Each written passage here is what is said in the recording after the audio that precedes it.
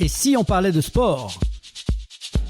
Une émission produite et réalisée par l'association Et si on parlait de sport et animée par Laurent Garnier et Adrien Picou. Bienvenue dans la 131e émission de Et si on parlait de sport. Chaque semaine, on raconte le sport tel qu'il se vit vraiment, dans l'intensité de l'effort, la force des émotions et cette énergie qui traverse les stades, les salles, les pistes. L'émission vous plonge au cœur de l'action, sur les terrains, dans les coulisses et au plus près de celles et ceux qui façonnent l'actualité sportive. Merci à nos partenaires LG Consultants, Samper Connect, Sport Région avec André Lafenêtre et l'agence Bel en Bras de Bruno Hamet. Des soutiens passionnés, constants, qui partagent la même vision. Le sport, c'est une aventure collective, un terrain d'unité et d'élan. Merci aussi à notre Dream Team de l'association Et si on parlait de sport, animatrices, animateurs, chroniqueurs, consultants, toujours prêts à faire vivre le sport autrement, avec le cœur et le sourire.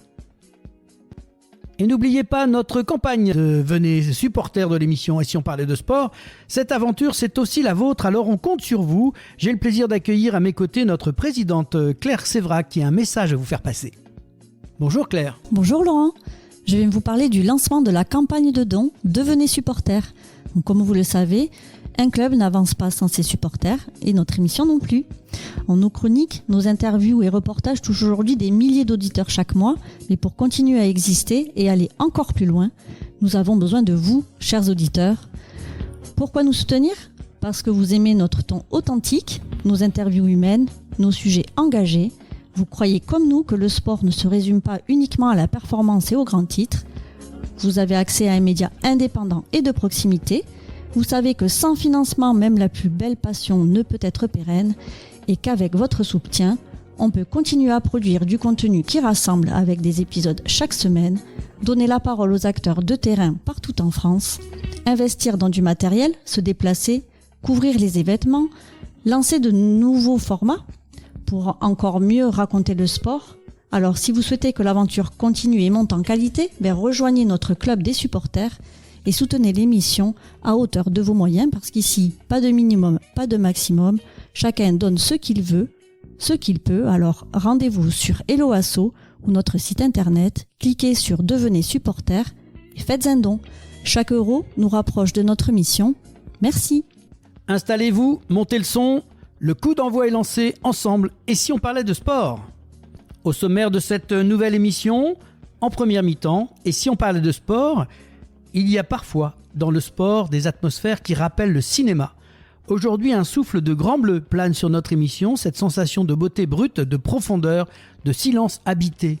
Une parenthèse où le corps devient messager, où la respiration se fait musique intérieure et où chaque geste ouvre la porte d'un monde à part. Pour cette édition exceptionnelle, nous vous entraînons au cœur d'une discipline rare, la frontière du sport, de l'art et de la méditation, l'apnée de haut niveau.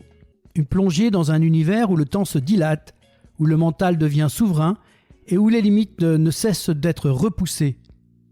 Et pour nous guider dans ces profondeurs, nous avons le plaisir d'accueillir Guillaume Bourdillat, toulousain, apnéiste de classe mondiale, multiple champion du monde et détenteur de records qui impressionnent.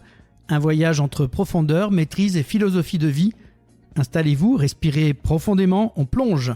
Et en deuxième mi-temps, nous allons prolonger une belle conversation entamée avec le père Gérard Baptiste, qui nous a rappelé combien le sport dépasse largement la seule performance. Son témoignage, nourri de rencontres, d'accompagnement et d'un profond ancrage dans la vie locale, nous montre à quel point le sport peut être d'un véritable outil d'éducation, de rassemblement et parfois même de reconstruction. Un retour sur les valeurs fortes qu'il met en avant, des éclairages sur le rôle du sport dans la cohésion sociale et quelques exemples marquants qui illustrent comment un club, un entraîneur ou une simple pratique régulière peut transformer des trajectoires individuelles. Et tout de suite, place à la première mi-temps de cette émission Et si on parlait de sport avec Guillaume Bourdillat. Et si on parlait de sport ? Première mi-temps.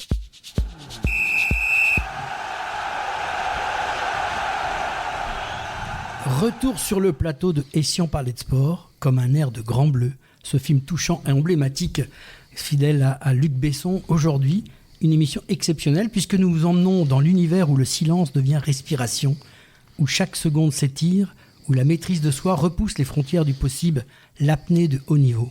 Pour ce portrait immergé, nous avons le plaisir d'accueillir un athlète d'exception. Guillaume Bourguila, toulousain, apnéiste de classe mondiale, multiple champion du monde, détenteur de plusieurs records internationaux. Solo, il conjugue puissance, sérénité, précision, dans un équilibre rare, un parcours fascinant, une discipline exigeante et surtout une philosophie de vie qui dépasse largement le seuil du cadre sportif. Bonjour Guillaume. Salut, bonjour à vous deux. Merci d'être avec nous. Voilà, on l'a fait tout doux, on a démarré pour te remettre dans ton ambiance, ce milieu sous-marin que tu connais bien, où j'imagine que tu n'entends pas beaucoup de bruit. Donc on a voulu te mettre dans cette ambiance-là. Oui. Avant de parler des records et de championnats, quelques mots pour te présenter à nos auditeurs. Qui est Guillaume Bourguila au quotidien ? Guillaume Bourguila, c'est un apnéiste qui fait les deux mondes, parce que vous n'êtes pas sans savoir qu'il y a deux mondes en apnée, un monde piscine et puis un monde de profondeur. C'est plutôt le monde de profondeur qu'on connaît justement avec le Grand Bleu, mais il y a aussi un monde dans la piscine. Voilà, donc j'ai été 5 fois champion du monde, j'ai 3 records du monde à mon actif, et puis en profondeur, je descends à plus de 120 mètres. Dès vos premiers essais, on sent que quelque chose se passe. Qu'est-ce qui vous a immédiatement fasciné dans ce sport ?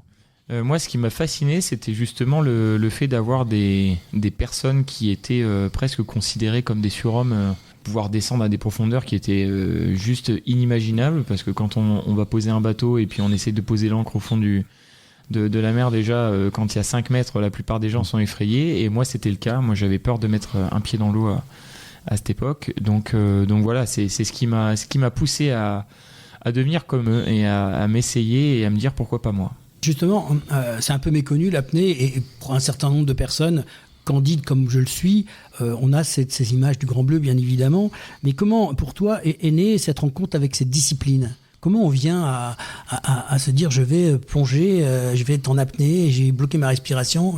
Comment ça se passe ? Comment on l'imagine ? Déjà, moi, il y avait ce Grand Bleu, ce film mythique qui m'a quand même bercé, qui m'a quand même mis une puce à l'oreille. Et puis après, c'est vraiment des rencontres et du pur hasard, parce que j'étais maître nageur en fait l'été. Et et c'est ça pour être très exact. Et puis en fait, on interdisait aux gens littéralement de faire de l'apnée à longueur de journée. Tu vas aller chercher au fond en fait, Ben, c'est ça ? Ouais, c'est presque ça. Mais non, on évitait justement pour pas avoir de problème. Mais voilà, donc on interdisait aux gens de faire de l'apnée. Et puis nous, à la fermeture, on a décidé avec mon collègue à ce moment-là de pousser et voir ce qu'on pouvait faire dans un bassin olympique, tout simplement. Et très vite, vous passez du loisir à la performance. Qu'est-ce qui vous a donné envie d'explorer vos limites ? Qui m'a donné envie, c'est surtout mon appétit de compétiteur. Je suis un très grand compétiteur dans l'âme, et c'est vrai que la compétition m'a juste tendu la main dès le début. J'ai envie de dire, il y avait énormément de compétitions déjà en France, surtout en piscine, et c'est en ça que je me suis essayé. Il y a eu je le disais au début, des belles rencontres. C'était le cas dans mon club. Et à quel moment on se dit maintenant je peux viser le haut niveau, je vais m'attaquer à des distances, et c'est quoi le déclic ? Je crois qu'il n'y a pas vraiment de déclic, simplement les yeux qui brillent quand on voit justement, et je parlais de belles rencontres, c'était mon collègue en fait d'entraînement qui était en équipe de France, et moi j'étais en contact déjà avec ce monde de haut niveau, et donc finalement il m'a accompagné dans les compétitions à fond, et il m'a apporté aussi jusqu'au plus haut. Et il s'appelle Kevin Provenzani pour la petite histoire. Apnée, c'est un sport hyper contrôle et de calme intérieur. Comment on prépare-t-on une plongée à plus de 100 mètres ou une nage de 300 mètres dans l'eau dans une piscine ? Ça passe par pas mal d'étapes, effectivement. Il faut beaucoup de calme, beaucoup de sérénité, beaucoup aussi de préparation ventilatoire, c'est ce qu'on fait avant de plonger. Et puis surtout, beaucoup de confiance en soi, j'ai envie de dire, parce que pour descendre à des profondeurs comme ça, faut pas avoir peur. Et c'est un peu ce qu'il a fallu que je contrôle au début de mon côté. Apprendre à respirer finalement. Ouais, apprendre à respirer et gérer ses émotions. C'est totalement ça. C'est-à-dire qu'on dit qu'on bloque la respiration, mais on a aussi besoin de ventiler, d'apprendre. Quand on les voit se préparer, ces champions, ils sont là avant, on les voit inspirer longtemps, comme s'ils remplissaient leur corps d'air. C'est assez impressionnant. Ouais. Quand on les observe, ça creuse. Enfin, j'ai eu l'occasion de regarder cet reportage. J'ai toujours été impressionné par cette faculté qu'ils ont à emmagasiner. On a l'impression qu'ils attrapent de l'air. Comment ça se prépare ça ? On l'attrape, on le capte même, j'ai envie de dire, et puis on le comprime. On utilise une méthode qui s'appelle la carpe. Donc c'est une méthode assez particulière qui nous permet de venir augmenter artificiellement notre volume pulmonaire. Et pour vous donner un exemple, moi je passe de de 6 litres 2 en volume normal à plus de 9 litres 7 pour être très exact avec cette méthode-là. Donc je rajoute plus de 50% de mon volume initial. Combien de temps on peut tenir comme ça? C'est quoi ton record en termes de... Mon record de statique, c'est 7 minutes 30. Alors, c'est pas une grande performance. Hein. Pour la plupart des gens, c'est énorme. Mais effectivement, pour des apnéistes, c'est pas des très grandes performances. Il y en a qui vont maintenant au-delà des 10 minutes au niveau international, ce qui est assez énorme.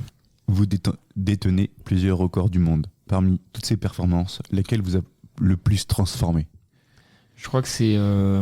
parmi tous les records et tous les titres que j'ai pu avoir, c'est, je pense, le premier titre qui m'a le plus fait...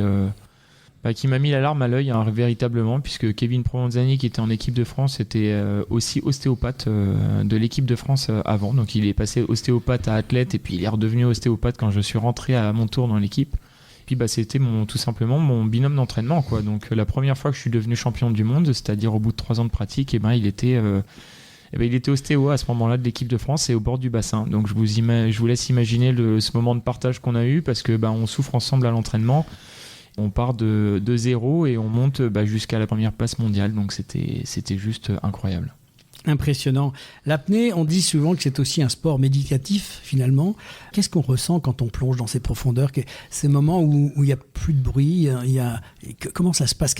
Comment on vit ces moments-là de descendre, et puis on ne sait pas, on va vers l'inconnu, la mer ou la piscine, ouais. C'est même quand on est sous l'eau, ça doit être impressionnant. Oui, totalement, ouais. Quand on descend, c'est plus un moment d'osmose, quoi, un moment de parfaite maîtrise, où on est conscient de chaque détail et de chaque moment de la performance, et c'est ça qui est extrêmement agréable, c'est se reconnecter avec véritablement l'instant présent. C'est en fait ce qu'on cherche nous, et ne pas se projeter dans le futur et vivre le moment présent. Et ça, c'est quelque chose qu'on fait de moins en moins dans notre vie de tous les jours. Parce que, en fait, quand on descend vers une espèce d'inconnu. On a l'impression que quand on voit les images, on se dit ça n'a pas de fin. Et ça, c'est pas impressionnant, ça? Ouais, si. Et puis alors, d'autant plus pour moi, puisque je suis un ancien peureux de la mer. Moi, c'est l'une de mes particularités, c'est qu'au début, je pouvais pas mettre un pied dans l'eau sans voir le fond. Donc... c'est aussi pour ça que je me suis orienté vers la profondeur, et notamment vers l'apnée en général. C'est que j'avais quelque chose à me prouver aussi au fond. Derrière la performance, il y a les coulisses, le stress, la préparation, les doutes. Comment tu gères la pression dans ces grands moments? Alors la pression, moi j'aime bien la gérer en rigolant. C'est assez étonnant, surtout pour un apnéiste qui doit rester extrêmement calme. Mais je suis quelqu'un qui parle beaucoup et qui se décharge énormément sur les personnes qui sont autour. Donc mon entourage fait exactement partie de ma performance, c'est-à-dire que les personnes qui m'entourent jusqu'au dernier moment sont extrêmement importants et précieux. Donc voilà comment je gère en tout cas mon stress et toutes ces émotions avant une performance. Oui, parce que dans l'eau, pour parler, c'est pas la peine d'essayer, je pense. Non, c'est un peu compliqué. Et en fait, tu fais partie d'une nouvelle génération d'apnéistes. Quel message t'aimerais transmettre à celles ou ceux qui veulent se lancer? Parce que toi, justement, un beau témoignage, tu as peur au démarrage et finalement, tu as vaincu cette peur et aujourd'hui, tu es champion du monde d'apnée. Ouais, oui. En toute honnêteté, la plupart des gens pensent que l'apnée est un sport inaccessible, un truc vraiment élitiste, et je pense que c'est tout l'inverse. C'est un sport qui est ouvert à tout le monde, et tout le monde a tout à y gagner justement à essayer cette pratique-là. Tu dis tout le monde, mais quelle capacité il faut? Comment on se présente? Aucune. Comment on apprend à faire 7 minutes? Ça va respirer juste. À t'es cassé déjà, faire 1 minute, c'est pas mal. Mais non, mais c'est exactement ça. La plupart des gens que j'aborde effectivement et qui font des initiations et qui ont pour la plupart même pas mis la tête sous l'eau un jour et qui ont peur de mettre la tête sous l'eau, se rendent compte qu'en fait, en perdant cette notion de temps et en se reconnectant à eux-mêmes, ils sont capables de tenir plus de 2 minutes facilement, quoi. Et des personnes qui ne soupçonnaient à la base pas du tout de pouvoir tenir aussi longtemps. Tu dis donc c'est psychologique aussi, finalement. C'est plus que psychologique, c'est tout est dans la tête, effectivement. L'apnée a fait son entrée dans les Worlds en 2025. Quel regard portez-vous sur cette reconnaissance internationale? Juste avant, qu'est-ce que c'est que ces World Games? Tu peux nous donner 2 mots avant que tu nous expliques la suite. Alors les World Games, en fait, c'est un petit peu c'est des petits JO, tout simplement. C'est des games qui sont organisés par le CIO, donc le Comité international olympique, qui qui se tient tous les 4 ans, au même titre que des JO. Les sports qui ne font pas partie des JO, qui peuvent y participer, c'est ça? Qui pourraient peut-être dans un futur proche, mais en tout cas qui ne le sont pas. Donc en fait, c'est des disciplines qui sont un petit peu plus inconnues, mais des disciplines qui sont parfois qui ont été aux JO et qui finalement sont revenues sur les World Games. Voilà, il y a pas mal de disciplines comme ça qui sont pas très connues et effectivement se regroupent toutes à un moment donné pour créer ces World Games. Donc c'est vrai que vous avez une reconnaissance finalement internationale puisqu'on vous a proposé d'être l'apnée là-bas. Un petit mot sur ta participation ou... Ouais, totalement. Bon, c'était la première fois qu'on participait aux World Games et les places étaient extrêmement chères. Il y avait que 10 places mondiales, donc c'est-à-dire que en temps normal, les nations sélectionnent une équipe nationale et puis déplacent l'équipe nationale sur le championnat. Là, ça n'a absolument rien à voir. C'est des qualifications à faire, mais c'est des minima pour pouvoir rentrer dans cette compétition-là. Et il y avait que 10 places mondiales, donc je faisais partie. J'avais la meilleure performance mondiale à la base pour participer à ces World Games, et malheureusement, ça ne s'est pas passé comme prévu. Voilà, alors, comment ça se déroule une compétition? On essaye d'imaginer concrètement en quelques détails, mais c'est quoi? Il y a une distance qui est prévue au départ. Comment ça s'organise? Alors en piscine, là, en l'occurrence, c'était de la piscine les World Games, donc c'est la plus longue distance possible parcourue sur un bassin olympique. Donc des bassins de 50 mètres, c'est ça? Exactement, c'est ça, des bassins de 50 mètres, et le but est d'aller le plus loin possible, c'est-à-dire vous prenez une bouchée d'air comme vous faites avec vos potes quand vous étiez adolescent, et puis on essaie d'aller le plus loin possible, et là c'est un peu poussé à l'extrême. Voilà. Il n'y a pas de palme, c'est sans palme? Il y a différentes disciplines, il y a de la monopalme, du bipalme, de la brasse aussi, donc sans rien aussi, et puis après un petit peu à côté il y a le statique, mais là pour cette édition des World Games, il n'y avait que deux disciplines qui étaient sélectionnées, c'est-à-dire la monopalme et le sans palme. Et alors ça se passe comment? Il y a une plongée, vous partez statique et vous plongez, ou il y a une plongée quand même au départ? Non, on est départ dans l'eau, donc c'est pas de la natation là, parce qu'on a des équipements quand même qui sont assez volumineux, il nous faut quand même du plomb pour rester sous l'eau, etc. Et donc départ dans l'eau, et puis après tout simplement on prend une grande bouchée d'air, on est 4 à partir en même temps. Et puis c'est à celui qui ira le plus loin, tout simplement. Donc vous nagez quand même? On est obligé de nager. Voilà. Ouais. Le but est de parcourir la plus longue distance. Donc, d'accord. Non, il fait pas qu'avec les jambes, non. Non, mais donc le temps en fait importe pas du tout. Par contre, la distance est mesurée et puis c'est ça qui est important en fait. Très bien, en tout cas, pour ceux qui veulent se lancer, c'est l'occasion de venir découvrir ça. Quels sont tes prochains défis? Parce qu'on a passé les World Games, on passe à autre chose. C'est un prochain titre que tu imagines ou un... J'aimerais bien la profondeur. La profondeur cette année, ça va être assez important.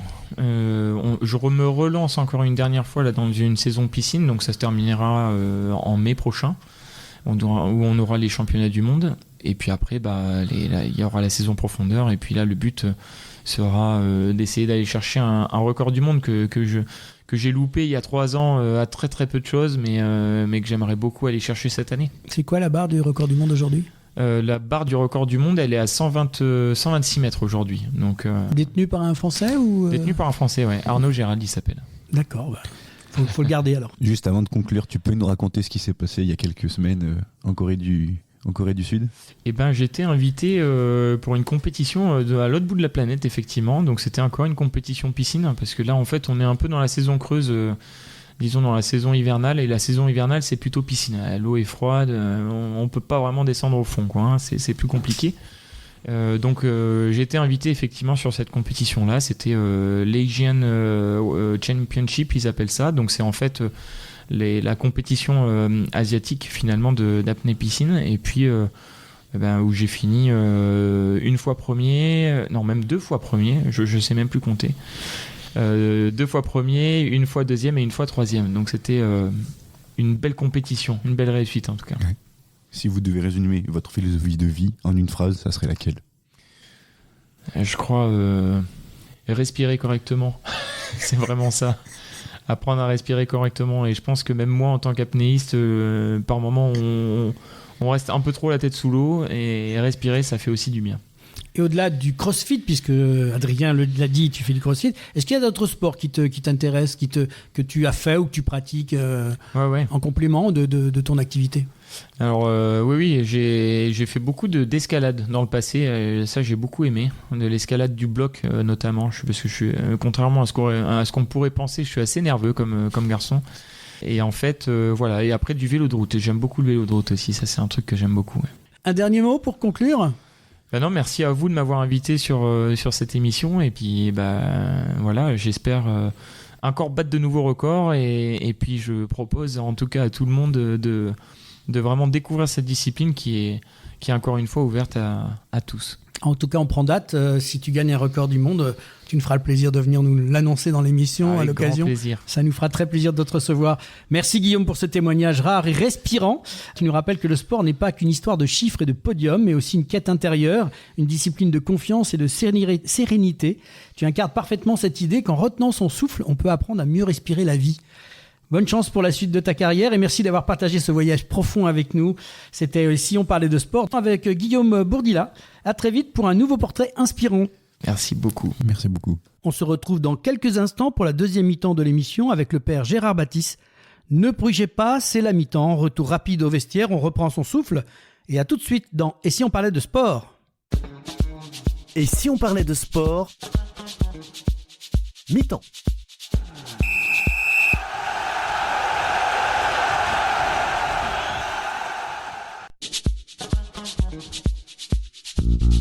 Devenez supporter de l'émission Et si on parlait de sport ?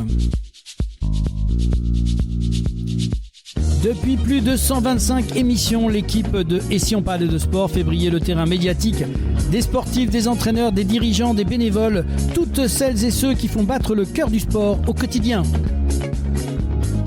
Nos chroniques, nos interviews, nos reportages touchent chaque mois des milliers d'auditrices et d'auditeurs. Mais pour continuer, pour exister, pour aller encore plus loin, on a besoin de vous. Pourquoi nous soutenir ? Parce que vous aimez notre ton vrai, nos sujets humains, nos valeurs fortes. Parce que vous croyez que le sport, ce n'est pas que la performance, mais l'esprit d'équipe, la passion, la proximité. Et parce qu'un média indépendant, ça se défend. Alors avec votre soutien, on peut continuer à produire chaque semaine, à donner la parole aux acteurs du terrain et lancer de nouveaux formats encore plus forts. Alors rejoignez le club des supporters de l'émission. Ici, pas de minimum, pas de maximum. Chacun donne ce qu'il veut, ce qu'il peut. Un simple clic sur etsionparlaitdesport.fr ou sur Hello Asso. Et bienvenue dans l'équipe. Allez, on compte sur vous. Devenez supporter de l'émission Et si on parlait de sport et faites partie de l'équipe qui fait vivre la passion du sport partout en France.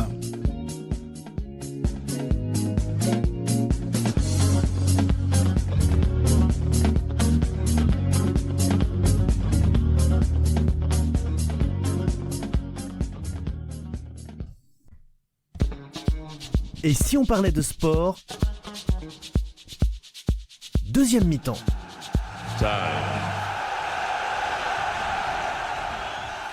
Retour sur le plateau de cette deuxième mi-temps de Et si on parlait de sport. Aujourd'hui, nous avons l'honneur de recevoir une figure incontournable de l'agglomération toulousaine, un homme de foi, mais aussi de mêlée, le père Gérard Baptiste. Bonjour mon père. Bonjour à vous. Alors mon père, vous êtes aujourd'hui le curé de Blagnac, mais votre parcours vous a conduit dans de nombreuses paroisses de la région. Pour commencer, pouvez-vous nous parler de votre chemin de vie ? J'ai été ordonné prêtre à Muret. J'y étais 2 ans avant d'être ordonné, ce qu'on appelait à l'époque le stage. C'est-à-dire on quittait le séminaire et on commençait à apprendre tout ce qu'il faut savoir dans le ministère presbytéral. J'ai donc été curé de Muret de 76 à 86, quelque chose comme ça. Puis j'ai été nommé à Plaisance-du-Touche, à La Salvetat à Saint-Gilles et bien sûr à toutes les communes autour de cette ville. Et partout je me suis bien régalé. Puis j'ai été nommé à Balma, où je suis resté très longtemps, je suis resté 20 ans. C'est un peu particulier et ça s'explique, c'est parce que ma mère avait la maladie d'Alzheimer et mon frère une insuffisance cardiaque. dont je les avais à la maison et je les ai soignés tous les deux jusqu'à la mort. Et donc il me fallait rester sur place. Et puis j'ai été nommé ici à Blagnac, où je suis, c'est vrai, très heureux parce que le centre-ville là est un centre très agréable, avec des commerces, avec des gens sympathiques, des retraités. Pour vous dire combien il est sympathique, le matin quand je vais ouvrir mon église Saint-Pierre, il y a toute une bande là qui commente l'actualité et ils me disent « Un café, padre ?» Et si les soirs il fait un peu chaud, c'est l'été, en revenant de la fermée, ils me disent « Une lèvre ?» Et vous voyez, c'est une anecdote, mais elle est très significative. L'année dernière, Madame Borne m'a donné les palmes académiques pour la prison, parce que j'avais beaucoup travaillé. Eh bien, ils ont voulu me payer le cocktail, parce qu'ils savaient que quand on est dans l'église, on n'est pas très riche. Vous avez aussi une passion pour le rugby à 13. Vous l'avez depuis 1968. Comment est-elle née ? Oh, tout à fait de façon non pas hasardeuse, puisque le hasard n'existe pas, mais c'était le doigt de Dieu, la providence. J'étais au petit séminaire au Christ-Roi, là où il y a la maison actuelle des diocésaines, et j'avais un prof de français extraordinaire, qui m'a même donné le goût des lettres, et il était secrétaire général du Toulouse 13. Et j'y étais à l'époque avec Charles Alduendo, qu'on appelle Carlos, bien connu du rugby à 13, et comme on était 2 ou 3 à tripoter un peu le ballon à 15 dans le quartier, il nous a amenés au Théo. Et de fait, c'était en 68, et je n'en suis jamais reparti. On est en 2025 et j'y suis encore. Justement, on vous surnomme l'archevêque de l'Ovalie. Est-ce que ça vous fait sourire ou est-ce que ça vous énerve ? Oh, ça me fait plaisir, parce que l'abbé Pistre, c'était le pape du rugby. Et donc, être l'archevêque, je méritais pas mieux, il méritait plus que moi. Rappelez-vous, il commentait à l'époque le tournoi des Saintes-Nations avec Roger Coudert. Et c'est le fameux prêtre, vous savez, qui avait un chapeau là, à l'ancienne et la soutane. Et un jour, on lui a posé la question, dites, monsieur l'abbé, comment vous arrivez à allier la violence du rugby et la tendresse de l'évangile ? Il leur avait dit, vous savez, mon fils, il y a plus de plaisir à donner qu'à recevoir. C'est une belle image. Un ministère très large qui dépasse largement les frontières paroissiales. Vous avez été aumônier en prison, en centre handicapé, dans la gendarmerie nationale, dans l'armée de terre, mais aussi auprès du GIGN. Vous êtes également chapelain en Super League anglaise. Comment avez-vous concilié tous ces engagements ? Je crois que j'aurais pas pu vivre mon ministère enfermé dans une sacristie. Vous voyez, ça m'aurait pas vraiment ressemblé. J'avais besoin de vivre en plein air. Et quand on m'a fait ces propositions que je n'ai jamais choisies, eh bien, bien sûr, j'y ai adhéré de suite. Et en prison, à la maison d'arrêt Saint-Michel, au centre-ville de Toulouse, j'allais un peu à la centrale de temps en temps, mais c'était surtout à la maison d'arrêt où je me trouvais. J'y ai même connu les 2 derniers condamnés à mort, Keller et Horneck, des gitans qui, alcoolisés, à la sortie de Toulouse, avaient trucidé 2 Anglais qui faisaient du stop, une jeune femme et un type. Ils avaient bien sûr violé la fille et, à coups de serpette déchiquetés tous les 2, ils étaient condamnés à mort. Et c'est Giscard d'Estaing qui les a graciés. Mais c'est une période qui m'a beaucoup appris, parce qu'il y a de belles personnes en prison. Et un peu, vous savez, comme la définition du pardon, qu'est-ce que c'est pardonner ? C'est pas oublier. Oublier, on peut pas. C'est psychologique. Mais par contre, on peut pardonner. On peut dire à celui qui vous a fait beaucoup de mal, je crois que tu es meilleur que le mal que tu m'as fait. Et je veux pas t'enfermer dans la mauvaise image que tu m'as donnée de toi. Et alors le passage au GIGN, c'est intriguant ça. Alors si vous voulez, dans l'ordre chronologique des choses, je suis arrivé à Plaisance-du-Touche. Et à Plaisance-du-Touche, on m'a demandé d'être aumônier de trisomiques et d'handicapés mentaux à La Hage, à côté de Riom. Ce que j'ai fait. Et toutes les semaines, j'allais célébrer la messe et puis je restais avec eux pour le repas. Et j'ai beaucoup aimé la trisomie parce que ce sont des gens qui sont de plein pied avec le bon Dieu, vous voyez. Ils sont pleins d'émotions, pleins d'amour, pleins de gentillesse. Et je m'y suis régalé. Puis j'ai été nommé sur Balma et en 2003, l'évêque aux armées, qui était Monseigneur Le Gall, mais pas celui de Toulouse, l'autre, Patrick Le Gall, qui est actuellement à Lyon, je crois, cherchait des candidats parce qu'il en manquait dans les régiments et ailleurs. Et alors, le père Marcus, qui était mon archevêque à l'époque, voyant mon profil et pensant que ça pourrait m'aller bien, m'a demandé de le faire. Et je l'ai accepté de suite, à l'invitation de 2 aumôniers qui sont venus me voir pour me stimuler. Et je l'ai fait, et j'en suis ravi. C'est un monde que j'adore, le monde militaire, parce qu'il est clair, net, précis. On y parle franc, on y parle avec le cœur, plus qu'avec la raison, et j'ai beaucoup aimé. Donc je me suis retrouvé affecté à l'état-major de la gendarmerie à Courrèges, à Toulouse, pour les 8 départements Midi-Pyrénées. Je vous dirais que les brigades des 8 départements, je les connais. J'ai fait le tour de partout et pendant ce temps-là, j'ai été sollicité pour devenir négociateur du GIGN. Et alors je montais à Satory de temps en temps, à côté de Versailles, pour les formations, parce que c'est un domaine où on joue avec la vie, avec la mort, et il ne faut pas faiblir. Vous avez eu des interventions dans ce domaine déjà à effectuer ? Oui. Mais contrairement à ce qu'on croit avec les émissions qu'on voit à la télé, c'est pas forcément des choses extraordinaires et spectaculaires. Je crois que le GIGN, il intervient d'abord en zone gendarmerie, donc dans des zones rurales, la police intervenant en ville. Si vous voulez, c'est la gestion de la misère au jour le jour. Moi, je me souviens d'une jeune femme au 5e étage d'un immeuble qui veut se jeter dans le vide en pleine nuit avec son gosse dans les bras parce que le mec l'avait laissé tomber. Et quand vous arrivez, là, il pleut, il fait mauvais, il fait froid. Vous vous tournez vers le bon Dieu et vous lui dites « Donne-moi les bons mots, Seigneur, parce que je ne veux pas me tromper. » Et puis quand vous redescendez avec elle et que vous avez gagné, c'est du bonheur. Je me souviens de ce paysan, le fusil entre les cuisses, harcelé par les huissiers. Vous voyez, c'est ça, le GIGN. C'est pas que des choses très spectaculaires. C'est la gestion de la misère au jour le jour. Alors vous avez aussi GIGN, mais vous avez aussi un parcours parmi les parachutistes. Quelques mots sur ce passage qui est quand même assez particulier. Sur la place de Toulouse, il n'y avait plus d'aumôniers de l'armée de terre et notamment des parachutistes. Et l'évêque aux armées m'a demandé, Père, est-ce que vous accepteriez de quitter la gendarmerie pour passer dans l'armée de terre? Moi, ne sachant pas, bien sûr, j'ai dit oui. Et puis, c'est glorieux, l'armée de terre. Donc, je me suis retrouvé aumônier de la 11e brigade parachutiste qui va de Bayonne à Carcassonne, c'est-à-dire du premier RPIMA, les forces spéciales, jusqu'au RPIMA de Carcassonne. Et j'ai beaucoup découvert et beaucoup apprécié l'armée par les parachutistes, parce que si vous voulez, du général jusqu'à l'homme du rang, ils sortent par la même porte et ils courent dans la même poussière. Et ça tisse des liens, bien sûr, qui sont extraordinaires. Moi, j'ai passé mon brevet parachutiste en 73 à l'étape, à Pau. Bon, maintenant, bien sûr, je saute plus, ce serait trop dangereux pour ceux sur qui je tomberais en arrivant en bas, vous voyez. Mais j'ai eu beaucoup de bonheur, beaucoup de camaraderie et d'amitié indéfectible, quoi. Donc vous avez sauté un peu avec eux aussi, alors ? Ah oui, bien sûr, de nuit et de jour. Eh bien, on a un super curé, en tout cas. Et tout ce qui tombe du ciel est béni. Belle remarque. Merci, mon père. Rugby et foi, on va revenir sur ce sujet, un lien qui semble complètement improbable. Beaucoup se demandent comment rapprocher un sport de choc, de combat, avec le message de l'Évangile. Vous avez tout à l'heure évoqué un peu ce sujet-là. Vous-même, qu'est-ce que vous en pensez ? Moi, ce que je crois, c'est que c'est vrai. Le rugby est un sport de combat. D'ailleurs, il est classé dans les sports de combat. Mais par contre, il est géré par des règles. Rappelez-vous l'émission du mois de juillet 2024, c'est Fabien Pelouse qui le dit. Il y a des règles. On ne fait pas n'importe quoi. Et plus ça va dans le temps, plus les règles sont exigeantes. Moi, vous voyez, j'ai fini ma carrière sur un plaquage cathédral. Vous voyez ce que ça veut dire en tant que curé, finir sur un plaquage cathédral. On vous attrape, on vous renverse et on vous plante la tête dans le sol. On a réussi à me péter les cervicales. Mais ça ne se voit plus, ça, aujourd'hui. Aujourd'hui, celui qui fait ça, il ne rejouera plus jamais au rugby, quoi. C'est terminé. Tout est analysé de manière totalement différente aujourd'hui. C'est un sport de combat avec des règles.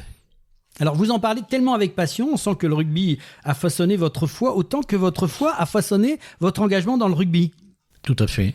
Si vous voulez, je suis donc resté en équipe de France de 1976 à 1990. Mettons. Oui, parce que rappelons que vous avez été aussi en équipe de France de rugby à 13. Hein, c'est ça. C'est intéressant de le souligner. C'est ça. Et après, je l'ai même encadré, après la blessure des cervicales, parce qu'on m'a demandé de m'occuper de la France junior, de la France espoir et de un peu toutes les France. Mais c'est vrai que quand j'étais en équipe de France avec les copains, et alors une petite anecdote amusante, quand j'étais je donnerai pas les noms bien sûr, mais quand j'étais dans l'équipe de France, il y avait un officier de police dans la même équipe que moi. Il y avait un proxénète de Perpignan et un curé, vous voyez. Et ça, c'est ma joie. Cette espèce de mélange hétéroclite, parce que l'homme, à mes yeux, reste l'homme, quoi. Peu importe, je ne veux pas le caser dans des cases. Ça m'a beaucoup apporté, ce mélange hétéroclite, j'irais dire, dans une équipe. Parce que l'équipe, c'est un peu comme la chambrée, vous savez, au service militaire. On n'a pas choisi les types qui sont là. Le soir, Chacun met le carton que la famille lui a envoyé sur la table, foie gras, saucisson, pinard, que sais-je, et on montage. Et pour moi, la vie, c'est ça. Je ne veux pas, être un donneur de leçons parce que je suis prêtre ou un moraliste. Pas du tout. Tous les hommes sont capables, et beaucoup de ceux qui étaient loin de la foi m'ont donné de belles leçons. Alors justement, vous avez vécu 1000 vies entre les églises, les vestiaires, les prisons, les bases militaires. Est-ce que vous avez une ou deux anecdotes marquantes qui illustrent cette rencontre entre ces deux univers ? Oh, il y en a une qui est pittoresque. On joue un jour le 13 catalan au stade Gilbert Brutus à Perpignan. Le stade plein, bien sûr, parce que là-bas, on aime le rugby à 13. Devant moi, il y avait le Minet de Perpignan. Toutes les filles de là-bas étaient venues le voir jouer. Je l'ai en face. Il me fait un cadrage débordement. Vous voyez ce que c'est, hein? On fait semblant d'aller à droite et on part à gauche. Moi, réflexe, parce que j'étais pas méchant et puis il y avait le boulot que je fais, je pouvais pas l'être de toute manière. Je tends le bras et je le prends en pleine figure, ce qu'on appelle une cravate, vous voyez. Mais une belle, saignante de la tête aux pieds. Et il tombe. Alors je vous raconte pas la sortie du stade, ça a été un peu chaud, quoi. Et tous mes cousins, parce que j'ai une partie de ma famille à Vingros, à côté de Totavel, derrière Rivesaltes, tous les cousins étaient venus me voir jouer, le cousin. Personne n'a dit d'ailleurs dans les tribunes qu'ils étaient mes cousins, ça a été silencieux. Mais le lendemain, dans le Midi Olympique, il y avait un article que j'ai encore. L'abbé Baptiste, le dimanche, donne plus de cravates à ses adversaires que d'hosties à ses paroissiens. Et j'ai trouvé ça sympathique comme courrier. Sauf pour celui qui a eu la cravate. Oh, il s'en est remis. Vous savez, un Catalan ne meurt jamais. Il y a quelques semaines, on vous a vu dans le Jour du Seigneur, dans le magazine Corps et âme, La foi mêlée, diffusé pendant les Jeux Olympiques. Comment avez-vous vécu cette exposition médiatique ? C'est un petit peu particulier. On passe à la télévision juste avant les Jeux Olympiques avec Fabien Pelouse, qui était là pour être votre chroniqueur à ce moment-là. Et Guy Novès. Comment vous avez vécu ce moment-là ? En toute simplicité, parce que c'est vrai que ça fait 57 années que je suis dans le monde du rugby à 13 et le monde du rugby en général. Donc la presse, les télés et le reste, on y a eu affaire quelques fois. Mais en toute simplicité, parce que comme on n'est pas le rugby le plus connu, le plus supporté et le plus aidé, faire parler un peu de rugby à 13, je l'ai vécu comme un moment de militantisme, vous voyez. Puis en plus, Fabien Pelouse est un être charmant, Guy Novès également, donc le faire avec eux. Mais je n'ai pas voulu que ce soit un portrait à ma gloire. J'ai pas voulu que ce soit mon ego qui gonfle, vous voyez, que j'ai la tête à empêter. Si je l'ai accepté, j'ai fait en sorte que l'école de rugby, du rugby à 15 de Blagnac, soit filmée, soit présente, que les filles, qui sont très très bonnes ici à Balma, soient filmées, et que ce soit à la gloire du rugby, mais pas à la gloire de Gérard Baptiste. Vous voulez dire à Blagnac ? À Blagnac, excusez-moi. Je dis ça pour pas les décevoir. Et non, mais comme j'étais à Balma 20 ans, vous savez, j'ai encore quelques mauvais réflexes. En tout cas, c'est le rugby à 15 qui est venu vers le rugby à 13 dans cette émission. Oui, tout à fait, tout à fait. Voilà, comme quoi il n'y a pas de guerre en fait. Oh non, puis je n'en peux pas. Alors vous défendez aussi une vision très ouverte de l'Église, une Église hors les murs. Que signifie pour vous cette expression ? C'est un peu ce que le pape François nous avait demandé, d'aller aux périphéries. Et je crois que la foi, elle est faite pour être donnée. Elle n'est pas faite pour être refermée sur soi-même dans des espèces de petites castes privées. Non, vous voyez, les prisons, les handicapés mentaux, le rugby, tout ça, c'est mon oxygène. Je n'aurais pas pu vivre ma vie de prêtre de la même façon si je n'avais pas eu ces rapports avec des gens loin parfois de la foi, mais pas loin de l'humanité. Vous savez, un peu comme chante Brassens dans l'Auvergnat, quoi. Pour moi, Brassens, c'est quasiment mon 5e évangile. Des très belles chansons. 3 questions rapides, Père Baptiste. Un message essentiel du christianisme aujourd'hui ? Aimez-vous les uns les autres. Je crois qu'il n'a pas beaucoup varié, parce que si le petit, il est venu habiter chez nous à la Noël au 24 décembre, parce qu'il fallait bien lui donner une date, c'est uniquement pour ça.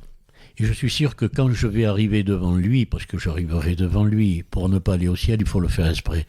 Eh bien, la seule chose qu'il va me dire, il va peut-être pas me dire, dis-moi, est-ce que tu as été à la messe tous les dimanches ? Je suis pas sûr qu'il me dira ça. Ce dont je suis sûr, il me dira, est-ce que tu as essayé d'aimer ? Et si je peux lui dire, Père, bien sûr que j'ai pas réussi, mais j'ai essayé. Alors il me dira, rentre, tu es chez toi. Que répondre à un jeune qui dit, le rugby c'est violent, ça ne peut pas être chrétien ? Bien sûr que c'est chrétien. Est-ce que vous croyez que la vie de Jésus c'est à l'eau de rose. Pas du tout. Quand ils renversent les tables des marchands, quand ils s'affrontent aux pharisiens. Et puis il faut bien se dire quand même que s'il est mort sur la croix, c'est pas par hasard. C'est pas pour leur avoir vendu de la soupe à tous ces gens-là. Il les a affrontés au sens noble du terme, parce que c'est pas des mièvreries que d'avoir la foi, c'est des combats. C'est des combats qu'il faut mener. Moi, je vois depuis bientôt 48 ans que je suis prêtre, il a fallu en mener des combats contre toutes les forces hostiles à la foi. Vous voyez, dernièrement, on nous avait pas baissé les drapeaux pour le pape. Eh bien, je suis monté au créneau pour dire ce que je pensais, sans animosité ni contre les personnes, pas du tout, mais pour défendre tout simplement Jésus, le Christ. Un souhait pour les années à venir ?